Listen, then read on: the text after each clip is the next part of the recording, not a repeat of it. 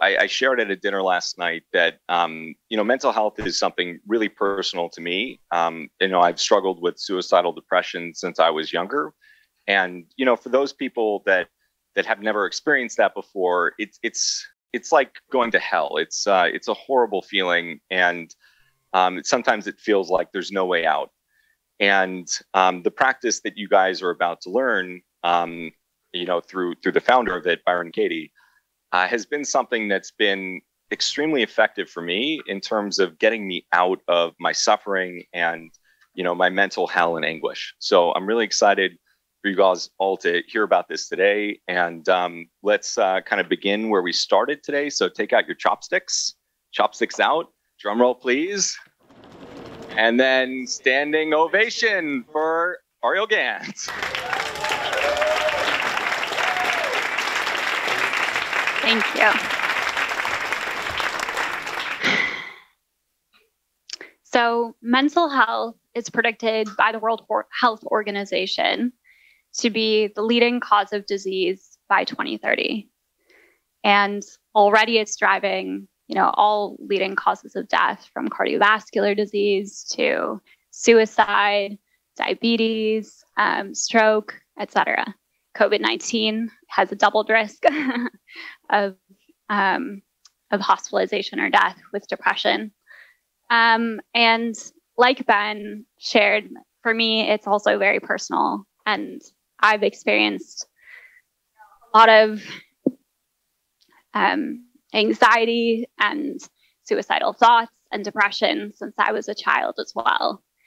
And the practices that I'm going to share with you have been the most profoundly impactful in my life for just like helping me to reconnect and to see a better way and like see a kinder world. So I'm very, very excited to share that with you. And some of the earlier speakers have touched on this idea of prevention. So can I get this to you? As a child, I found it very stigmatizing as someone who's suffering with emotional challenges to be taken to psychiatrists, to be taken to every kind of therapy, to be medicated. And it felt like they were telling me that there's something wrong with you.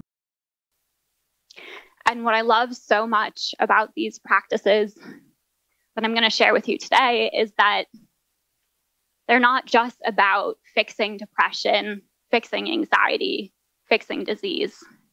They're actually tools that can provide hope and compassion and well-being and connection and love for every single human being on the planet. So the first study that I'm going to share with you today is a randomized controlled trial that we did of a 6-day intervention called Date with Destiny that's hosted by Tony Robbins. And I think Nicole Bradford had said earlier something about responders and non-responders. And what I love about this intervention is that it's not just one thing. It brings together a community and it brings together a whole group of interventions that we know already are powerful, such as gratitude, hypnosis, value reframing, meditation, prayer, value resetting, cognitive restructuring, exercise, connection, community, etc. And so that's all compressed into about 60 hours. So that's like a whole year of therapy just in 6 days with a community of open-hearted people. And so we did a randomized controlled trial taking 45 people, and half of them did an intervention. Half of them did gratitude journaling control for 36 days. The intervention group went for 6 days to the retreat, and then they spent 30 days doing a 10-minute exercise from the retreat. And we measured depression, anxiety, and well-being. Yeah, wow. So if you look at the standard of care, I've heard a lot of different numbers, but about 30% or maybe 50%, but let's say 30, get better from antidepressants, the first antidepressant drug they try. what we saw is that 100% of our participants had recovered by 1 month later, and 79% of them were recovered at the 1 week time point. And I'll also say that that was 14 out of 14 depressed participants, because we had half of our cohort began depressed and half began not depressed. So 14 people did recover from depression at the 1 month time point. And the gratitude journaling control, they also improved, but then they got worse at 1 month. And obviously this was better than other studies that we know of. And then importantly, not only this has transdiagnostic value, it's not something that only is for depression. It improved anxiety, it improved stress, loneliness, it improved well-being, it improved hope, gratitude, relationships, meaning. So that was the first study, very, very powerful. For the second study, I want to go back to this idea that the mind and the body are so intimately connected. And this graph has been adapted from George Slavich here in the front. And essentially, it is his psychosocial stress theory of depression, which I think Leanne had spoken to, that at least some segment of depressed individuals have this sort of hyperactivated trauma response.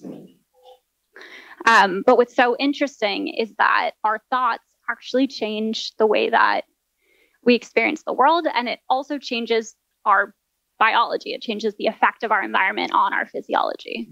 So if I'm standing in this room and I feel at ease, I have one physiological reaction. If I'm standing in the same exact room and I feel fear, I feel stressed, then what's happening to my heart and like what's happening to my breathing? And interestingly, there's this whole downstream fight or flight cascade through activation of the sympathetic nervous system and the HPA axis that is actually changing gene expression, including in immune cells.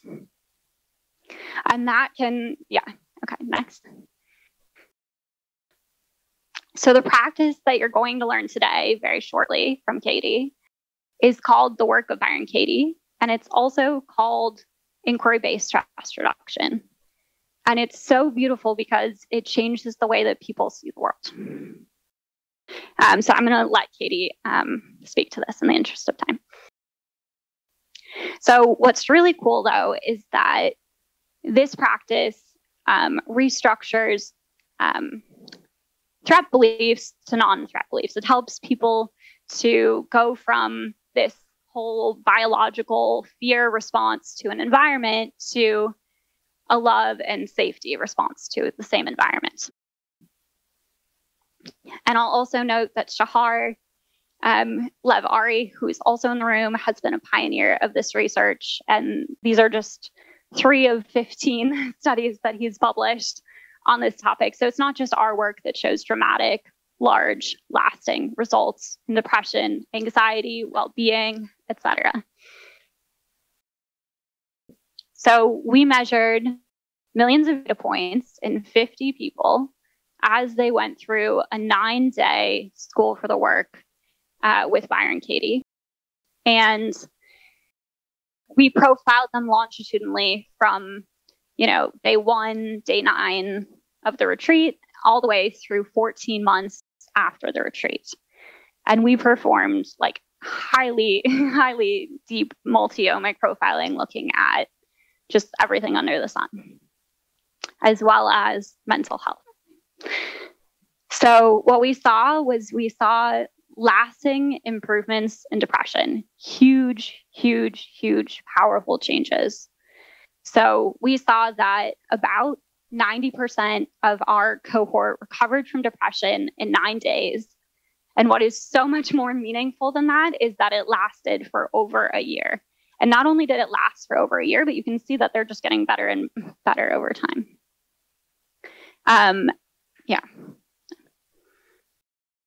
So these results, if you compare them to the standard of care, they're highly outperforming the standard of care. And of course, more studies are needed. But what I love about these practices is that, this practice, you're going to learn it today. It's free. It's easy. Anyone can do it anywhere. Once you learn it, it's your tool for life. Yeah. Like when I feel just in the most hopeless places, this is where I personally turn. And it's not even that I turn there because I know it's effective. It's just that that's just where my mind goes now that I've learned the technique. Like I truly believe that if everyone learns it once, then once they're in those places of despair, they can access it. So these techniques are different in many ways. The first one is like a conglomeration of everything that works, put in one place, highly effective. And the second one is the most simple, like alignment with truth you could ever ask for. And what's beautiful is that they're both highly scalable. They both have the capacity to be scaled infinitely, especially, how can you not scale one question? Is it true? Which you'll soon learn is really the core essence of this work. So, that's scalable on the level of countries. It's scalable on the level of individuals. It's scalable on the level of schools, families, communities, all of it. So we also saw huge improvements in anxiety, in stress, in loneliness. And you can see that these are also all lasting improvements, lasting changes. And, importantly, life satisfaction improved, hope improved, meaning improved. Every single psychometric that we measured improved. I didn't include them all for sake of being concise.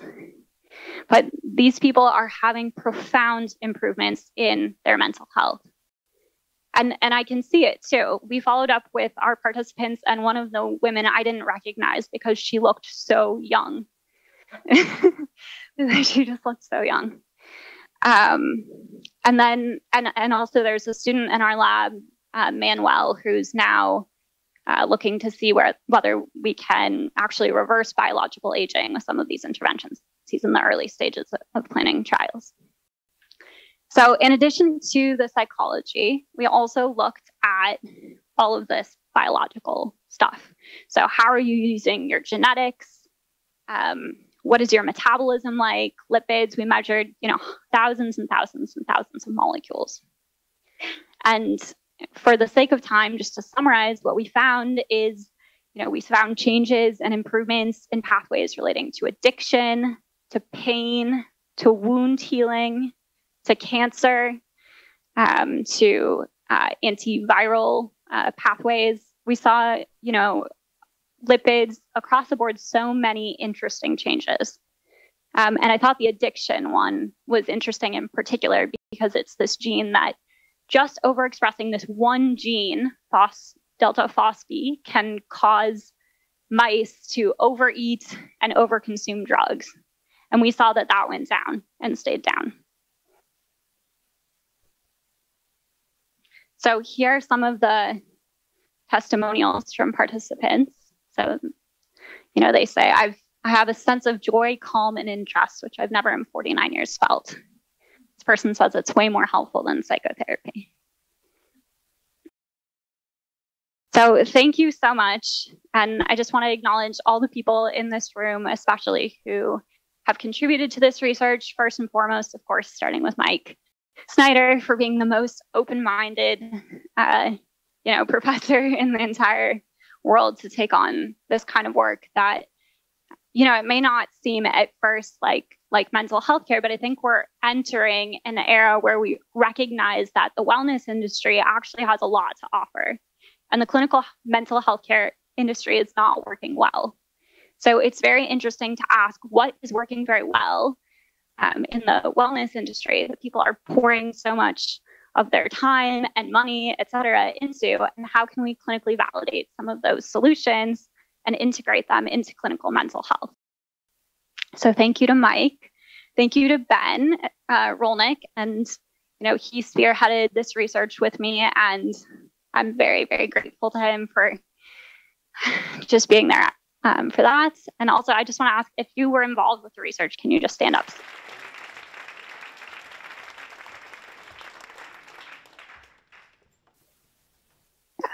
Thank you so much. And I'm delighted to introduce and hand it over to Sage Robbins, who is an incredible supporter of Katie's work, and will be introducing Katie and sharing a little bit of the personal impact that this work has had on her in her own life.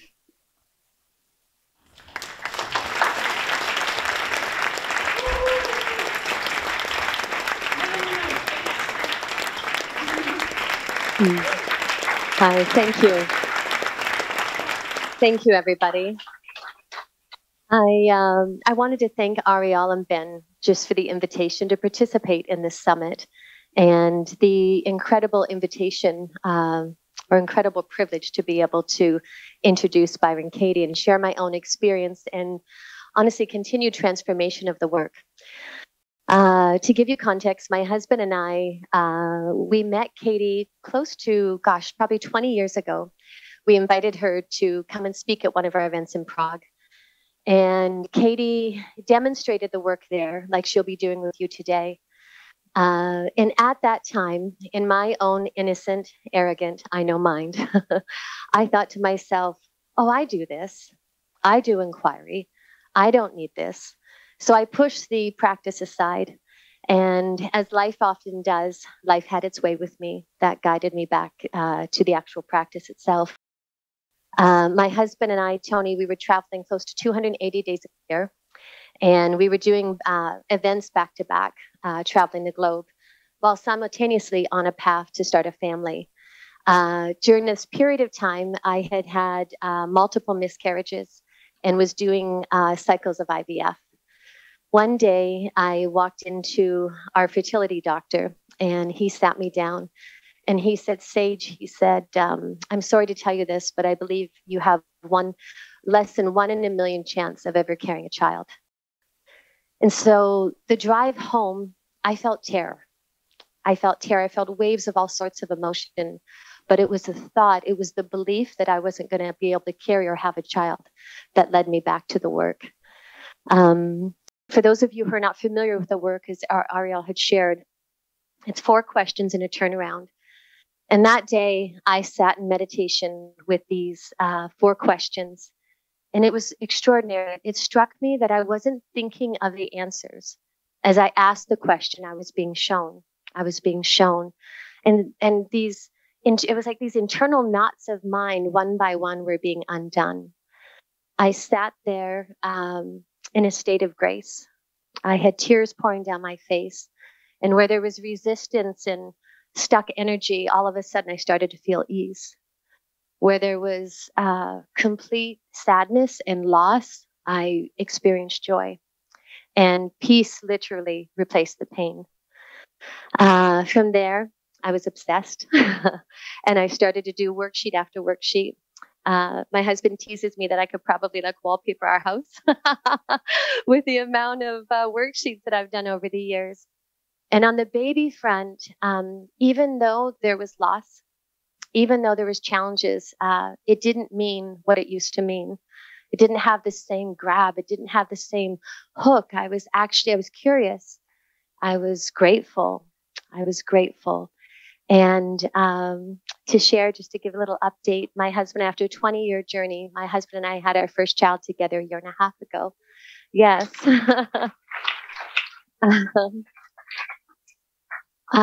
What I've come to understand through the continual practice, it's a daily practice, it doesn't have to be, but it's profound when you do, is that constant stress, depression, and anxiety does not have to be our normal baseline. It doesn't have to be our normal baseline. And no matter what internal insanity or what's happening in the external world, there's a way out. There's a kinder way.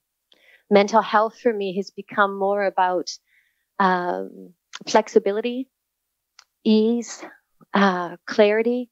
And from that perspective, my inner world has become not only clearer, but kinder. So it is just such a gift to be able to share my own personal experience. The work truly works.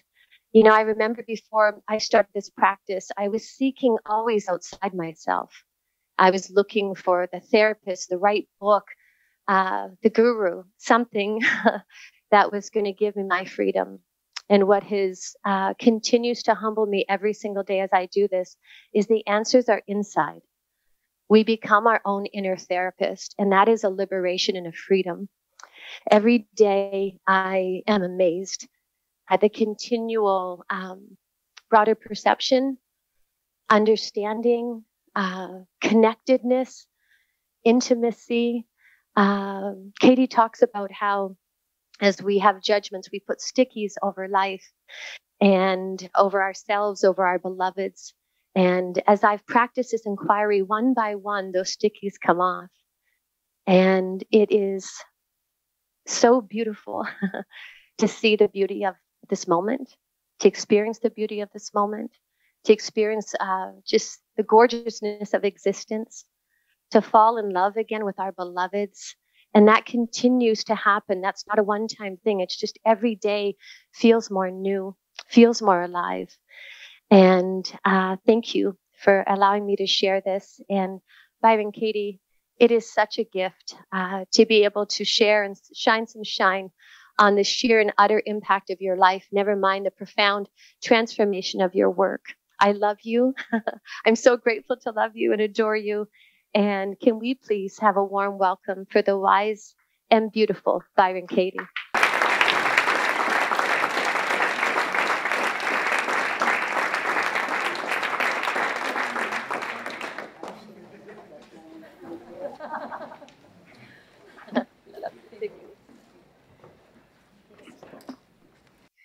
Thank you, Sage. I asked Sage before we actually came to this event if she would not introduce me, but to stand here and offer the work herself to you.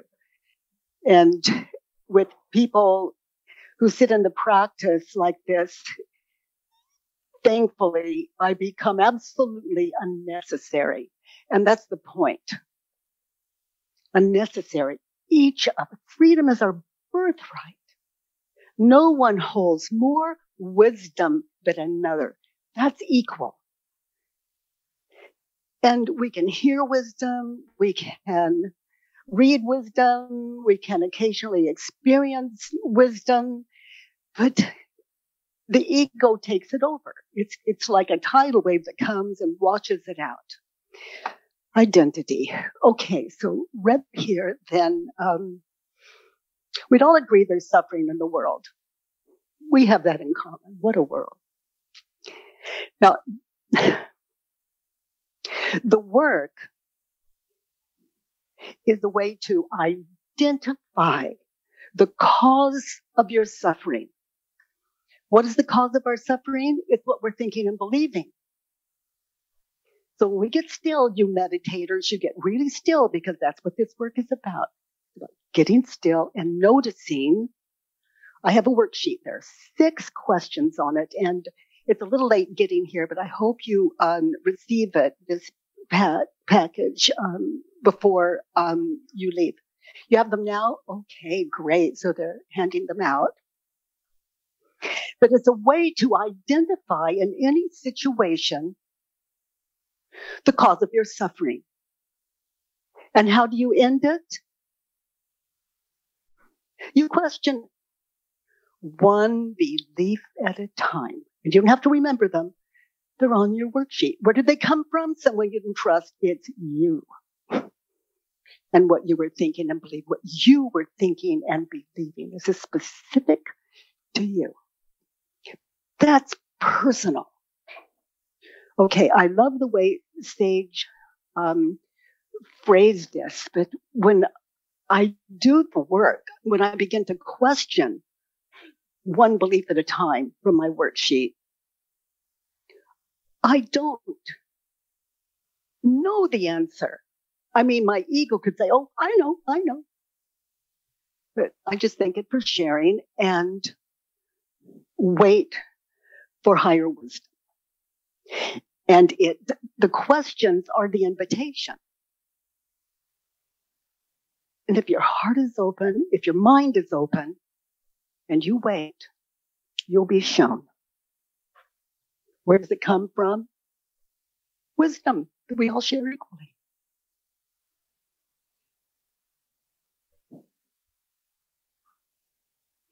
when I am, and there's a freedom that comes with it. It's called waking up to reality with a big R and a little one, all in the same package. If you're getting the package, I'm kind of waiting, like I'd love you to experience your heads at work. So in any given situation, let's say 20 years ago, 30 years ago, yesterday, 10 minutes ago, you said something that really upset me. Okay. Or you looked at me and my ego went off, like, I know what they really think about me. Okay. Just the same old, same old. Okay. If that comes up, if you're not present with that person, good. Why do I say good? You may have a little work to do. If I'm uncomfortable, if I'm not okay in this world, I look to myself. Because looking to you, there are too many of you to change, and I just don't have the energy. I tried.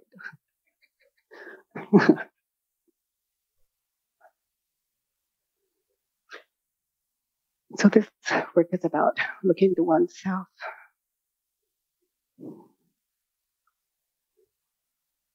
If something happened to me, I'll go on with that thread 30 years ago, 10 minutes ago. I get really still. I sit with this worksheet. I get really still. And I began to identify, as I answer those 6 questions on the worksheet, I began to identify what I was thinking and believing in that situation. Why? Because that's the cause of my suffering. Don't believe me. Test it for yourself. You wouldn't anyway. Believe me. I mean, how could you? How could it be so simple? A little girl I was working with, like 5, 6 years old, on the other side, she said, well, why didn't someone tell me it was so simple? So when you're doing this work, be a child.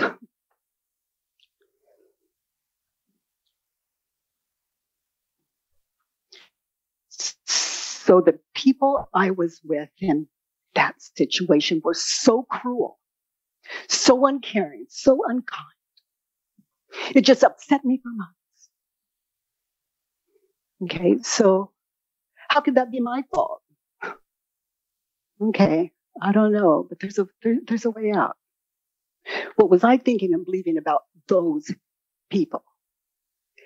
And here's the important thing in that situation. So I am anchored in the situation as I answer these 6 questions. That's like being there, here now. Getting really still, looking at the first question. Be there now. Identify the thoughts you were thinking. Answer the question. The same for the second one, 3rd through 6th. So now you have the cause of your suffering. You know, this is a terrible world. It's divided. It's a terrible world. I think. Could be, don't know. I'm positive. I look at the news. There's just no way out. Duh.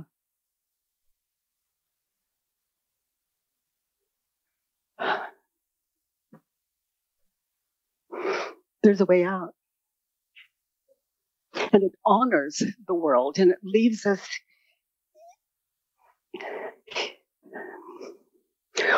wiser and kinder and more understanding of the world. And that's where we are at our best. That's where we can make change. It's where we can be heard. But if it's not authentic, it's just the same old I know mind. Sometimes. Okay, everyone have a folder? Okay, identify a situation. Just close your eyes now. Maybe you don't need to do that, but a situation where it doesn't matter how old you were. It doesn't matter if it happened today, yesterday, the day before. It could be some traumatic experience in your life, but anchor there. Like there's an example there in light print under each one of those questions. It's I'm in the kitchen with my husband prior to his death. And the doctor said he had like 3 heart attacks. And they said, another one's going to kill him. That he's just lucky to be alive. And I caught him smoking. He's in the kitchen. He thinks I'm gone. But no, I smell the smoke. And I start going for it. And I see him toss it, down the drain, like I won't look into the drain, the garbage disposal. The need to be right. I am furious at Paul. And I'm getting still in this. It's because he's smoking. And that's okay. I could write that. That's valuable.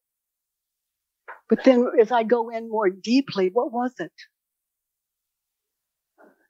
I wonder, what was it? That caused this anger, this rage, this fear in me to attack someone I love so? What was? He lied to me. For some of you, it would be because he's killing himself. Don't think I didn't work that one too. He lied to me. Okay. Now I share this with you. So when you fill in number 1, you find a situation, you anchor there. How many of you saw me in the kitchen with Paul in your mind's eye? Would you raise your hands? Yeah, it's contagious. You've never been to my kitchen as far as I know. Some had me here, some had me. Okay, how many? You've never met Paul, but that didn't stop you. Okay, the ego. I'll say a little more just in case it doesn't come to me later, but I don't do war with the ego. I experience it as the beloved offering up what I am to understand here in Earth School. And this is the opportunity, and this is not a little gift, this Earth experience. In other words, your life experience. So anchor in a situation, be there now, and fill in number 1. Short, simple sentences. Be children. When you're angry, you're not very sophisticated. It comes out like a 3-year-old, 5-year-old, 6-year-old sometimes. It's uncensored. So whatever it was you were thinking and believing, short, simple sentence, just nail it and fill in number 1. Cut to the chase.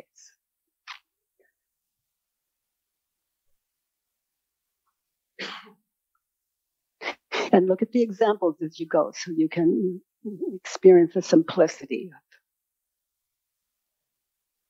of honing into the situation and being there now in that state of mind. Now, number 2, in that situation, be there now. Get in touch with, what did you want? What did you want from that person or those people? Short, simple sentences. At first, you may have like 3 things and you run them together. No, just 1 sentence, another sentence. I want Paul to stop lying to me.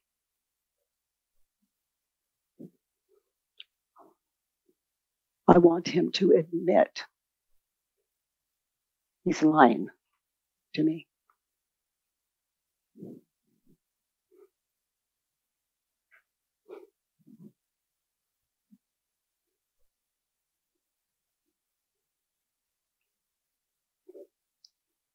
I want him to stop killing himself.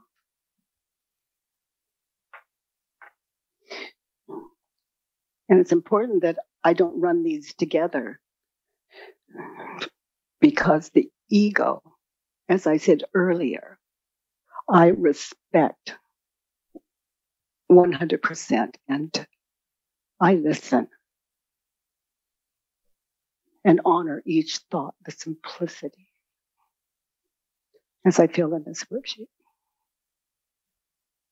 If you do war with the ego, you lose. You may have noticed. You lose. That's what addiction's all about.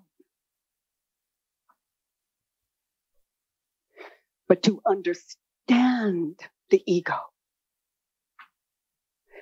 to understand the ego is like lovemaking. That ego eventually, if it trusts, finds a home in the heart. And that is the end of duality. That is no other.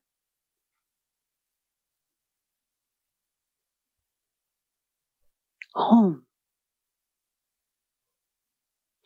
And it's not that the ego doesn't run, just like something terrible is going to happen. It's like, oh, I get it. Could be right. I'm open. And I don't really think these thoughts. I just notice.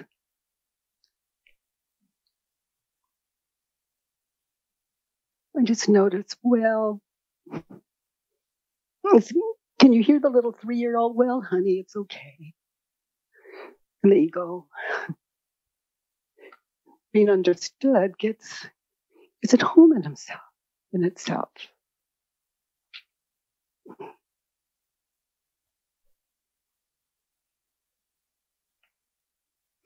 Number 3, it's always there. What advice would you offer that person in that situation? Short, simple sentences. Get present. Identify the advice you were attempting to get across. Just looking at it now. Paul should. Paul shouldn't. Fill in number 3. No censoring. This is you with you. You can burn it later. Notice how some of you may be very careful. Someone might see your paper and think, oh holy moly. Identity.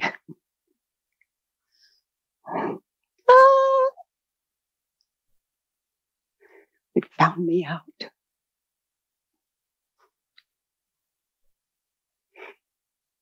I used to hide these from my family like they didn't already know. Truly, I was the last to know.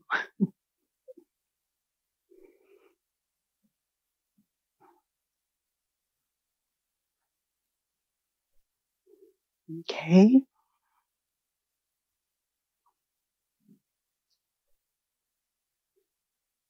In that situation, be there now.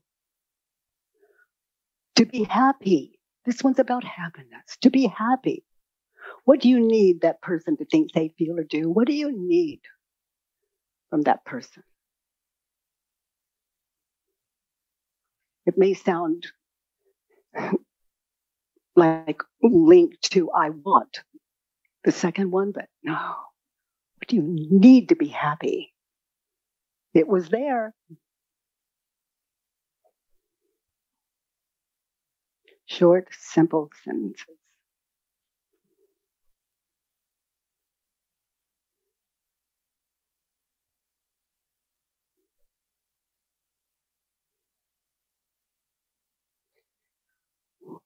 I need him to say, I'm sorry. I need him to say, I apologize. You were right. That's the important thing. You were right. Ego loves that. To be happy, that's what I needed from Paul. I thought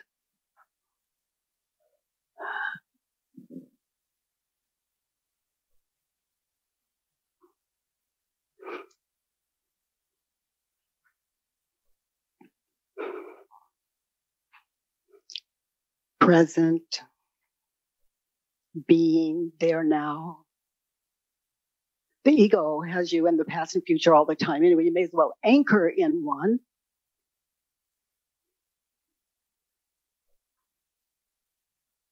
We've all had enough practice to fill in this worksheet. We know the not now. We think.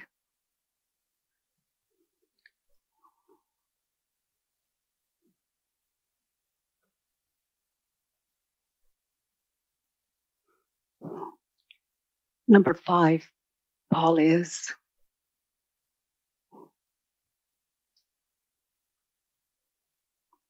a liar,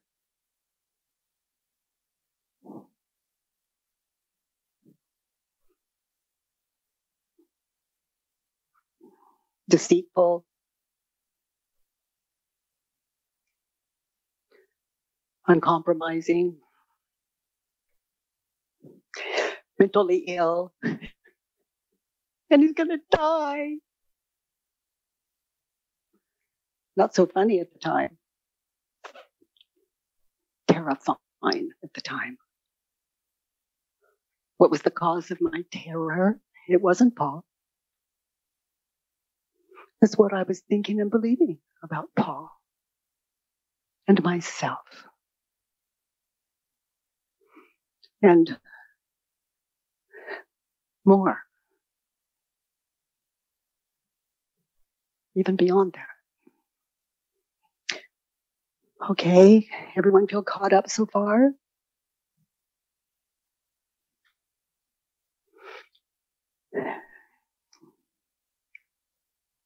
So number 6, what is it about that person or that situation that you never want to experience again? If you've written about a group of people or organization, what do you think about those people in that situation? With Paul, what were my thoughts? What is it I never want to experience again in that situation with Paul? And if you want to be happy, judge your neighbor, write it down, ask for questions, and turn it around. Okay? It's what we do best. We judge. So take what you're best at. Take advantage of it. It's the ego. Meet the ego. The ego is a state of mind. Let's call it ego. Now, a state of mind you can't take out of your head and touch it, hold it. It's my time up, honey.